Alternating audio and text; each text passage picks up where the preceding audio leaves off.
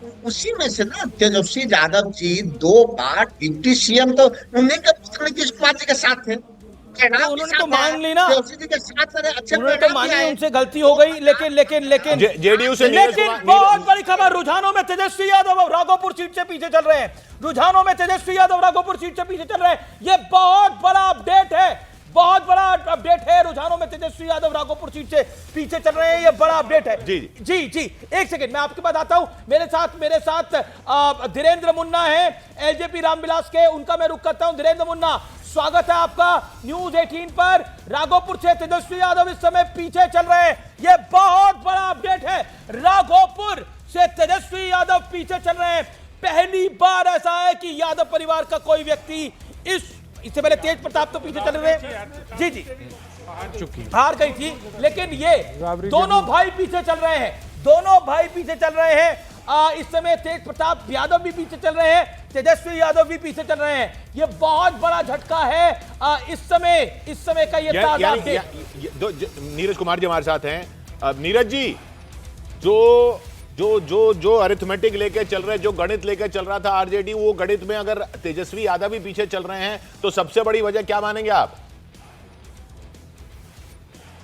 बिहार के deputy CM सम्राट जी ने तो पहले ही कहा था कि तेजस्वी जी चुनाव हार रहे हैं। अब तो वो लक्षण दिखाई पड़ रहा है जैसा आप बता रहे हैं।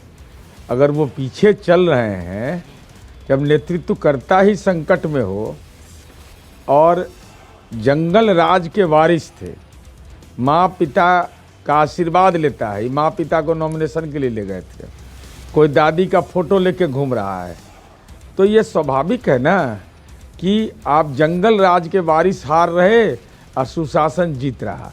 जंगल राज के वारिस, ये आम जिस ढंग से मैं ये पॉइंट जो जंगल राज बार बार बात की गई, यहाँ स्टूडियो में भी एक एक रिएक्शन ले जाऊं। आनंद जी, जंगल राज के वारिस, ये जो इमेज बनी हुई है, इस इमेज को काटे बिना आरजेडी या विपक्ष आगे नहीं बढ़ पाएगा, ये तो साफ है।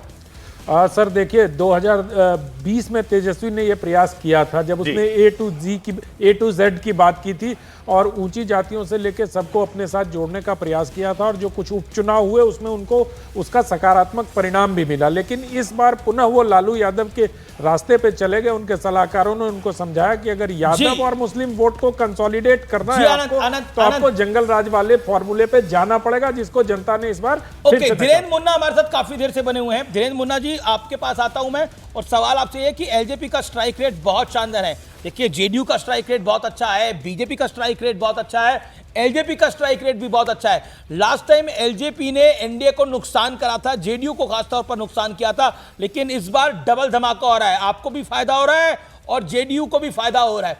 क्या कहना चाहते हैं? फर्स्ट रिएक्शन आपका। अमीश भाई, सबसे पहले तो मैं बता दूं कि जिस कारण से भी हम अलग लड़े थे, उसी में तेजस्वी जी को और राष्ट्रीय जनता दल को बढ़त मिली थी। आज वो पुराना कुनबा हम लोग फिर एकत्र होकर के लड़ रहे थे। इसमें कोई रॉकेट साइंस नहीं था, ये परिणाम तो आना ही आना था। और आपने कहा कि आपका चैनल जो है 2004 से प्रमाणिक तौर पर इसको सच के रूबरू रह रहा है, तो वही हालत तो 2005 से बिहार में एनडीए की है ना।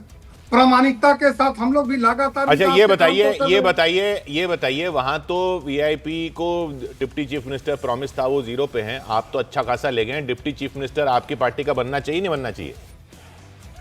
देखिए, ये सवाल हमारे प्रवक्ताओं के बीच में नहीं तय होनी है। हाँ। हमारे पांचों दलों के नेता आपकी इच्छा पूछ रहे हैं आपकी, बता दीजिए मुन्ना जी, तो दिल की बात है, आज बता दीजिए जुबान पर। इच्छा क्यों नहीं होगी भाई? इच्छा तो मुख्यमंत्री तक की होती है किसी भी राजनीतिक पार्टी के कार्यकर्ता को। लेकिन गठबंधन दल जो भी तय करेगा वो स्वीकार होगा, और इसमें कहीं दो राय नहीं है।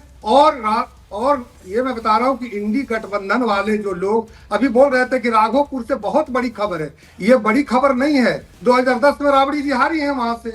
यहाँ पे जिस तरह से हारी होंगे, लेकिन अभी के लिए तो बड़ी खबर है। लेकिन देखिए, बिहार की रैली में प्रधानमंत्री नरेंद्र मोदी ने, हम आपको बता दें, एनडीए की जीत का दावा किया था। पीएम मोदी के भाषण का वो हिस्सा हम आपके लिए निकाल के लाए हैं, जिसमें वो लोगों को कह रहे हैं कि एनडीए की बहुत बड़ी जीत होगी। क्या कहा था प्रधानमंत्री मोदी ने, आइए सुनिए। एनडीए की अब तक की सबसे बड़ी विजय इस चुनाव में पक्की है दोस्तों। 14 तारीख के बाद आपको मैं कह रहा हूं विजय उत्सव की तैयारी कर लीजिए। प्रधानमंत्री ने विजय उत्सव की तैयारी करने को कहा था और विजय उत्सव हो रहा है वहां पटना में, बिहार में, जगह जगह जेडीयू दफ्तरों में, बीजेपी दफ्तरों में। रवि सिंह वहां मौजूद हैं। रवि, कहां हैं आप इस वक्त? इसको माइक मत लगाना उनको। रवि, आवाज मिल रही है? जी किशोर, एक बार मैं यहाँ पर तस्वीरें दिखाऊंगा, सेलिब्रेशन की तस्वीरें। शंखनाद भी हो रहा है, शंखनाद और सेलिब्रेशन हो रहा है। झूम रहे हैं इस समय कार्यकर्ता झूम रहे हैं और लगातार नीतीश कुमार, प्रधानमंत्री नरेंद्र मोदी को लेकर जयकारे, नारेबाजी चल रही है। देखिए, आप एक बार शंखनाद सुनिए जी। आप देखें कि किस तरीके से यहाँ पर कार्यकर्ताओं के अंदर जोश है। ये इस समय जेडीयू और बीजेपी कार्यालय के अंदर इस तरीके की तस्वीरें आपको नजर आएंगी, विपक्षी दलों के अंदर, क्योंकि जैसे जैसे रुझान की तस्वीरें साफ आ रही हैं, वैसे वैसे यहाँ पर तस्वीरें बिल्कुल बदल रही हैं। आप देखें कि लगभग 1 घंटे से यहाँ पर लगातार कार्यकर्ताओं का जमावड़ा लगता जा रहा है। आपसे अगर एक सवाल मैं पूछूंगा, ये शंखनाद किस लिए? ये विजय शंखनाद है और एक बार जनता जनार्दन ने, पूरे बिहार के जनता जनार्दन ने माननीय विकास पुरुष श्री नीतीश कुमार, आदरणीय नीतीश कुमार जी पर जो विश्वास किया है और जो अभी ये विजय हो रहा है, ये स्पष्ट बहुमत मिल रहा है, इसलिए हम लोग ये विजय शंखनाद बजा रहे हैं। विजय शंखनाद है। तस्वीरें कैमरा पर्सन निजाम अंसारी दिखाएंगे कि पूरे जेडीयू कार्यालय के अंदर इस समय बड़ी संख्या में कार्यकर्ताओं का जमावड़ा है और लगातार जैसे जैसे रुझान की तस्वीरें साफ हो रही हैं, लगातार यहाँ पर भीड़ भी बढ़ती जा रही है।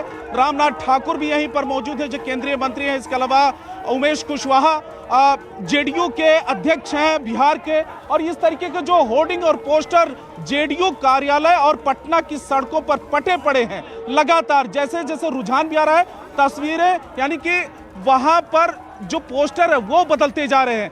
टाइगर के साथ में नीतीश कुमार को दिखाया गया है।